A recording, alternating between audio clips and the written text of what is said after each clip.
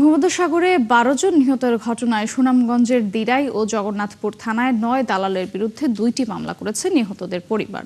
সোমবার রাতে মানব পাচার আইনে দিরাই থানায় ৪ পাচারকারী ও অজ্ঞাত ব্যক্তিদের আসামি করে মামলা দায়ের করেন নিহত সোহানুর রহমানের বাবা সালিকুর রহমান। একই আইনে আরও ৫ জনের নাম উল্লেখ করে অজ্ঞাত আরও কয়েকজনকে আসামি করে জগন্নাথপুর থানায় মামলা করেছেন নিহত আমিনুর রহমানের বাবা হাবিবুর রহমান। মামলার বিষয়টি নিশ্চিত করেছেন অতিরিক্ত পুলিশ সুপার সুজন সরকার। গেল শনিবার লিবিয়া থেকে ভূমধ্যসাগর হয়ে অবৈধভাবে ইতালি যাওয়ার পথে গ্রিস উপকূলে ২২ অভিবাসীর মৃত্যু হয়।